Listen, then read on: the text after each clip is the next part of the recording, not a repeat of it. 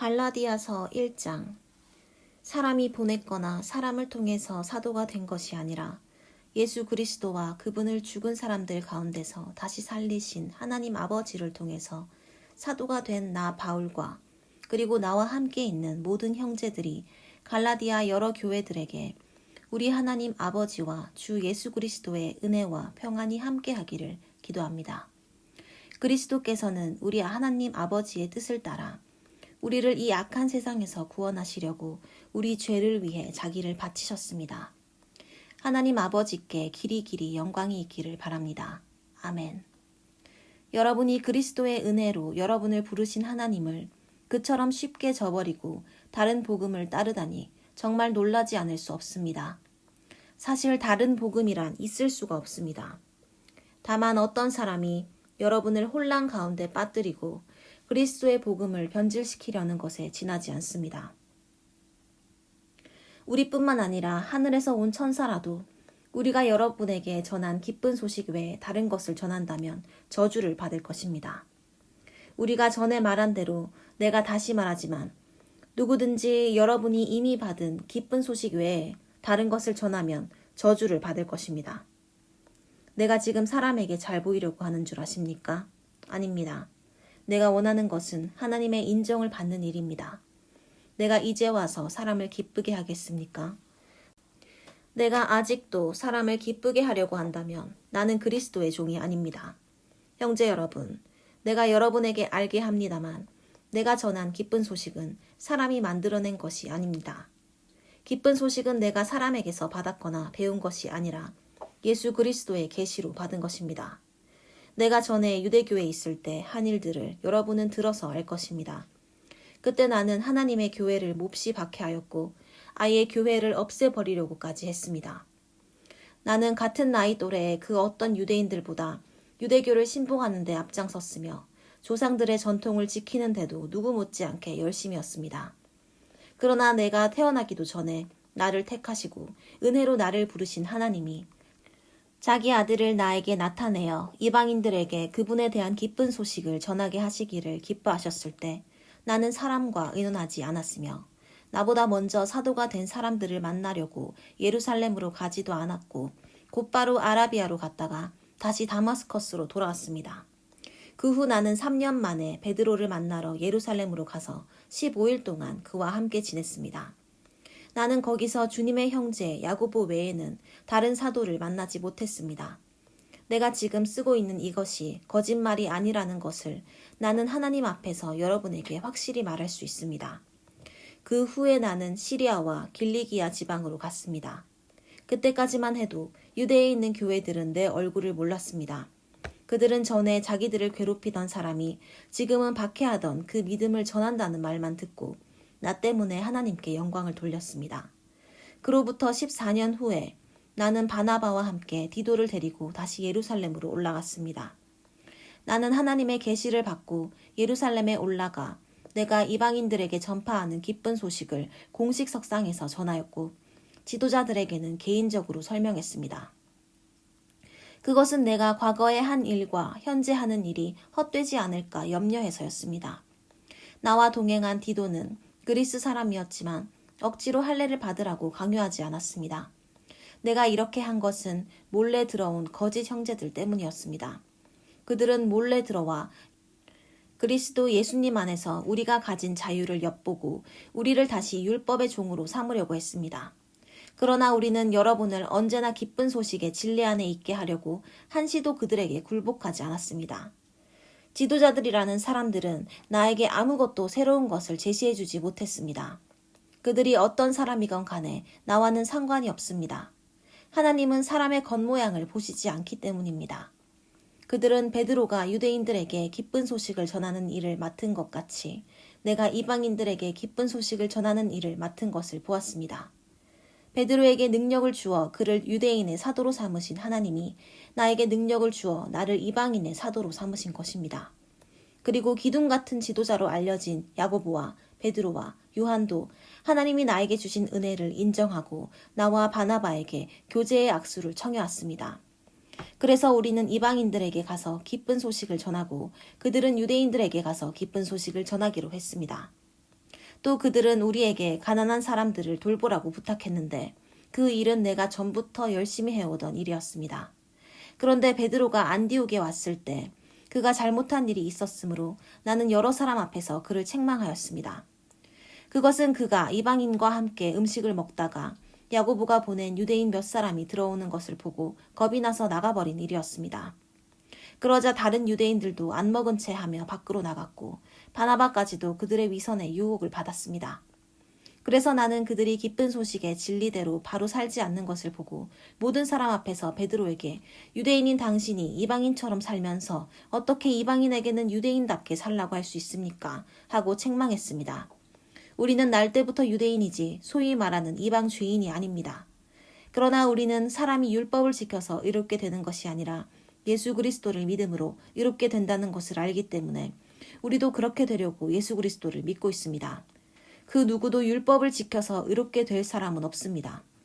만일 우리가 그리스도 안에서 의롭게 되려고 하다가 우리 자신이 죄인으로 판명되면 그리스도께서 죄를 짓게 한다고 할 수 있습니까? 절대로 그렇지 않습니다. 내가 이미 헐어버렸던 율법의 체계를 다시 세운다면 나는 율법을 범하는 사람이 되고 맙니다. 나는 율법에 관한 한 율법 그 자체에 의해서 죽었습니다. 이것은 하나님을 위해 살기 위해서입니다. 내가 그리스도와 함께 십자가에 못 박혀 죽었으므로 이제는 내가 사는 것이 아니라 내 속에 그리스도께서 살아계십니다. 지금 나는 나를 사랑하시고 나를 위해 죽으신 하나님의 아들을 믿는 믿음으로 살고 있습니다. 나에게는 하나님의 은혜가 참으로 귀중합니다. 만일 율법을 지켜서 의롭게 된다면 그리스도께서 헛되이 죽으신 것이 되기 때문입니다. 갈라디아 사람 여러분, 왜 그리 어리석습니까? 예수 그리스도께서 십자가에 못 박히신 것이 여러분의 눈앞에 생생한데 누가 여러분을 유혹하였습니까? 내가 여러분에게서 한 가지 알아볼 것이 있습니다. 여러분이 성령을 받은 것이 율법을 지켜서입니까? 기쁜 소식을 듣고 믿었기 때문입니까? 여러분은 그렇게도 어리석습니까? 여러분이 성령으로 시작했다가 이제는 여러분 자신의 노력으로 완전해지려고 하십니까? 기쁜 소식을 위해 많은 고난을 겪은 여러분이 이제 와서 그것을 버린단 말입니까?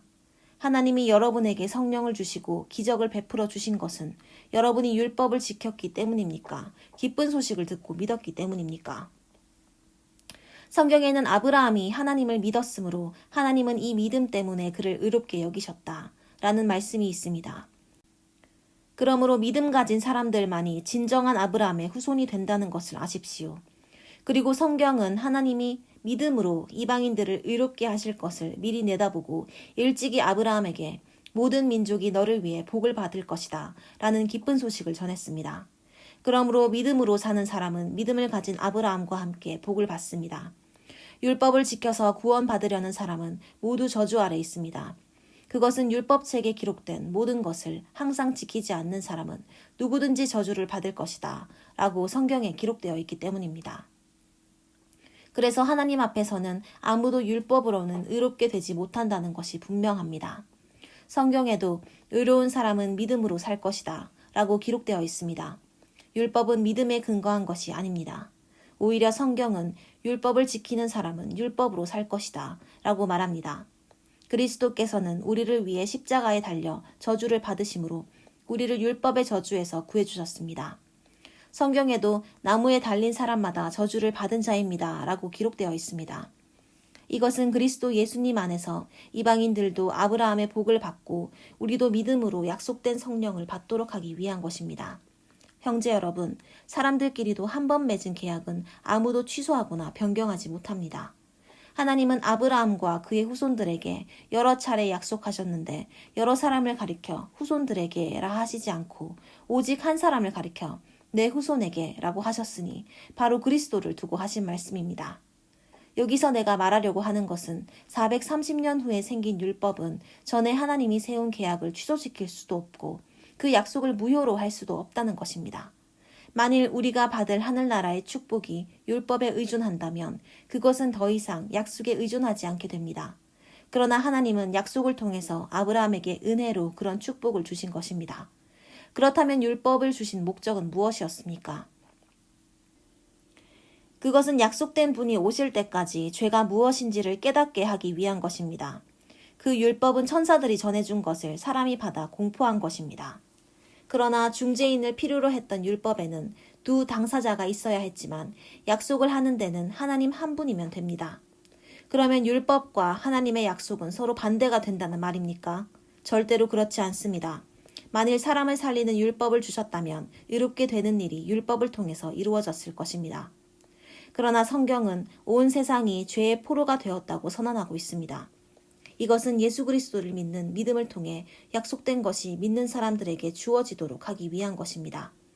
믿음의 때가 오기 전에는 우리가 죄의 포로가 되어 믿음이 계시될 때까지 갇혀 있었습니다. 그래서 율법은 우리를 그리스도에게로 인도하는 가정교사 구실을 하여 우리가 믿음으로 의롭다는 인정을 받도록 하였습니다. 믿음의 시대가 왔으므로 이제는 우리가 율법 아래 있지 않습니다. 여러분은 다 믿음으로 그리스도 예수님 안에서 하나님의 아들이 되었습니다. 누구든지 그리스도와 연합하는 세례를 받은 사람은 그리스도로 옷을 입은 것입니다. 여러분은 다 그리스도 예수님 안에서 하나가 되었으므로 유대인이나 그리스 사람이나 종이나 자유인이나 남자나 여자나 차별이 없습니다. 여러분이 만일 그리스도에게 속한 사람이라면 여러분은 아브라함의 후손이며 하나님이 약속하신 것을 받을 상속자들입니다. 여러분, 상속자는 모든 것의 주인이지만 어릴 때는 종이나 다름없으며 아버지가 정한 때까지는 보호자나 재산관리인 아래에 있습니다. 이와 같이 우리도 어렸을 때는 유치한 유대교의 율법에 매여 종살이하고 있었습니다. 그러나 때가 되어 하나님은 자기 아들을 보내 여자에게서 태어나게 하시고 율법의 지배를 받게 하셨습니다. 그것은 율법 아래에 있는 사람들을 구원하고 우리를 하나님의 자녀가 되게 하기 위해서입니다. 여러분이 아들이기 때문에 하나님은 성령을 우리 마음 가운데 보내셔서 나의 아버지라고 부르게 하셨습니다. 그러므로 이제는 여러분이 종이 아니라 하나님의 아들입니다. 여러분이 아들이기 때문에 하나님은 여러분을 상속자로 삼으신 것입니다. 전에 여러분이 하나님을 알지 못했을 때는 실제로 있지도 않은 신들에게 종이 되었습니다. 그러나 이제는 여러분이 하나님을 알고 하나님도 여러분을 아십니다. 그런데 왜 여러분은 약하고 무가치하며 유치한 율법으로 되돌아가 다시 종이 되려고 하십니까? 여러분이 날과 달과 절기와 해를 지킨다고 하니 내가 여러분을 위해 수고한 것이 헛되지 않았나 걱정됩니다. 형제 여러분, 내가 여러분과 같이 되었으니 여러분도 나와 같이 되기를 바랍니다. 여러분은 나에게 해를 끼치지 않았습니다. 여러분도 다 아는 일이지만 내가 처음으로 여러분에게 기쁜 소식을 전하게 된 것은 내 육체의 질병 때문이었습니다. 내 병이 여러분에게 시험이 되긴 했지만 여러분은 나를 업신여기거나 버리지 않고 하나님의 천사나 그리스도 예수님과 같이 나를 환영해 주었습니다. 그런데 여러분의 그 기쁨은 다 어디로 갔습니까? 그때 여러분이 할 수만 있었다면 눈이라도 뽑아서 나에게 주었을 것입니다. 이제 와서 내가 진리를 말하기 때문에 여러분의 원수가 되었습니까? 거짓 선생들이 여러분을 열심히 설득하고 있는 것은 좋은 생각에서가 아니라 여러분이 우리를 버리고 자기들을 따르도록 하기 위한 것입니다. 여러분이 선한 일에 열심을 내는 것은 내가 함께 있을 때뿐만 아니라 언제든지 좋은 일입니다. 나의 사랑하는 자녀 여러분, 여러분 속에 그리스도의 모습이 형성될 때까지 나는 다시 여러분을 위해 해선하는 고통을 겪습니다. 나는 여러분에 대하여 의심스러운 점이 있어 갈피를 잡을 수 없으므로 이제라도 직접 만나보고 여러분에 대한 내 태도를 바꾸고 싶습니다. 말해보십시오. 여러분은 율법 아래 살기를 원하면서도 율법이 말하는 것을 듣지 못하십니까? 율법에는 이런 기록이 있습니다. 아브라함에게 두 아들이 있었는데 하나는 여종에게서 났고 다른 하나는 자유를 누리는 여자에게서 났습니다. 여종에게서 난 아들은 보통 방법으로 났고 자유를 누리는 여자에게서 난 아들은 약속을 따라 났습니다. 이것은 비유로서 두 여자는 두 계약을 말합니다. 한 계약은 시내산에서 받은 것으로 종살이할 아기를 낳은 하갈을 의미합니다. 하갈은 아라비아에 있는 시내산을 가리키며 지금의 예루살렘에 해당합니다. 그것은 예루살렘이 아직도 그 자녀들과 함께 율법의 종노릇을 하고 있기 때문입니다. 그러나 하늘의 예루살렘은 자유인이었던 사라를 의미하며 그 예루살렘은 우리 모두의 어머니이기도 합니다. 성경에도 이렇게 기록되어 있습니다. 아기를 낳지 못하는 여자여 즐거워하여라. 해산의 고통을 모르는 여자여 소리 높여 외쳐라. 홀로 사는 여자의 자녀가 남편 있는 여자의 자녀보다 더 많을 것이다. 형제 여러분, 여러분은 이삭과 같은 약속의 자녀입니다. 그때 보통 방법으로 난 이스마엘이 성령을 따라 난 이삭을 괴롭힌 것 같이 지금도 마찬가지입니다. 그러나 성경에는 이 여종과 그 아들을 내쫓으세요. 여종의 아들은 자유를 누리는 여자의 아들과 함께 유산을 받을 수가 없습니다. 라고 하지 않았습니까? 그러므로 형제 여러분, 우리는 여종의 자녀가 아니라 자유를 누리는 여자의 자녀입니다. 그리스도께서 우리를 해방시켜 자유의 몸이 되게 하셨으니 여러분은 굳게 서서 다시는 종노릇하지 마십시오. 나 바울이 하는 말을 잘 들으십시오. 만일 여러분이 할례를 받는다면 그리스도께서는 여러분에게 아무 소용이 없습니다. 내가 다시 말하지만 할례를 받는 모든 사람은 율법 전체를 지켜야 할 의무가 있습니다. 여러분이 율법을 지켜서 의롭다는 인정을 받으려고 한다면 여러분은 이미 그리스도와의 관계를 끊고 하나님의 은혜에서 떨어진 사람입니다. 그러나 우리는 성령님을 통해 믿음으로 의롭게 되기를 바라는 희망을 가지고 삽니다. 그리스도 예수님 안에서는 할례를 받고 안 받는 것이 문제가 아니라 사랑으로 표현되는 믿음만이 중요합니다. 전에는 여러분이 신앙생활을 잘했습니다. 그런데 누가 여러분을 가로막아 진리를 순종하지 못하게 했습니까? 그런 설득은 여러분을 부르신 하나님에게서 온 것이 아닙니다. 한 사람이 잘못되면 여러분 전체가 영향을 받습니다. 나는 여러분이 다른 생각을 품지 않을 것을 주 안에서 확신합니다. 그러나 여러분을 혼란케 하는 사람은 누구든지 심판을 받을 것입니다. 형제 여러분, 내가 아직도 할례를 전하고 있다면 왜 핍박을 받겠습니까? 그것이 사실이라면 그리스도의 십자가가 걸려 넘어지게 하는 장애물이 되지 않을 것입니다. 할례를 주장하면서 혼란만 일으키는 사람들은 할례의 대상이 되는 그 지체를 아주 잘라버리기를 바랍니다. 형제 여러분, 하나님께서는 자유를 주시려고 여러분을 부르셨습니다. 그러므로 육체의 욕망을 채우려고 여러분의 자유를 남용하지 말고 사랑으로 서로 섬기십시오. 모든 율법은 내 이웃을 내 몸과 같이 사랑하라는 하나의 말씀으로 요약할 수 있습니다. 그러나 여러분이 서로 헐뜯고 해친다면 둘 다 멸망할 것입니다. 그렇게 되지 않도록 조심하십시오. 그래서 내가 하는 말입니다만 여러분은 성령님의 인도를 따라 사십시오. 그러면 육체의 욕망을 채우려고 하지 않을 것입니다. 육체의 욕망과 성령님이 바라시는 것은 정반대입니다.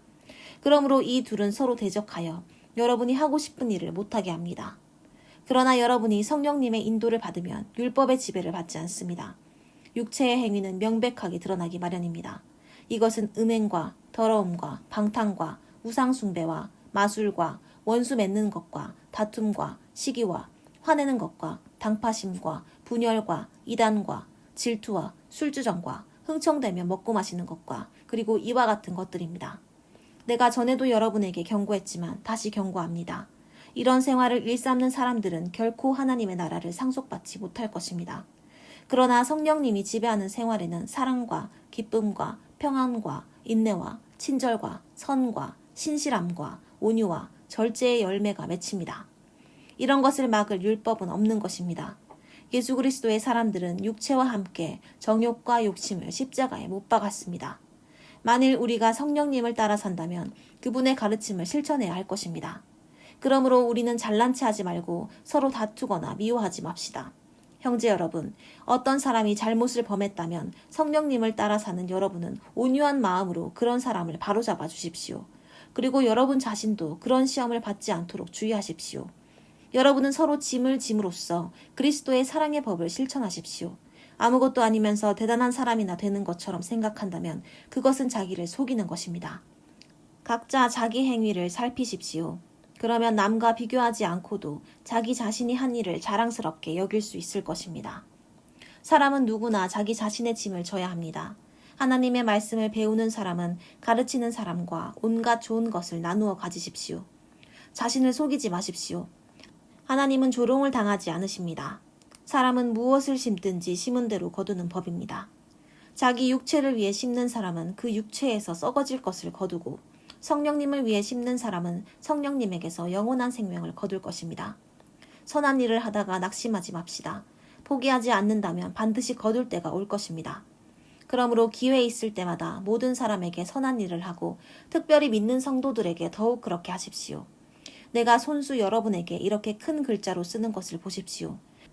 거칠에만을 일삼는 사람들이 여러분에게 억지로 할례를 받으라고 강요하고 있습니다. 그들이 이렇게 하는 단 한 가지 이유는 그리스도의 십자가로 인한 핍박을 피하기 위한 것입니다. 할례를 받은 사람들이 자기들도 율법을 지키지 않으면서 여러분이 할례 받기를 원하는 것은 여러분이 여러분의 육체를 자랑하도록 하려는 것입니다. 그러나 나에게는 우리 주 예수 그리스도의 십자가 외에는 결코 자랑할 것이 없습니다. 이 십자가를 통해서 세상이 나에 대하여 죽었고 나도 세상에 대해서 죽었습니다. 할례를 받고 안 받는 것이 문제가 아니라 새 사람이 되는 것이 중요합니다. 하나님께서 이 원리를 따라 사는 사람들과 하나님의 백성 이스라엘에게 평안과 자비를 내려주시기를 기도합니다. 이제부터는 아무도 나를 괴롭히지 마십시오. 내 몸에는 예수님의 흔적이 있습니다. 형제 여러분, 우리 주 예수 그리스도의 은혜가 여러분과 함께하기를 기도합니다. 아멘.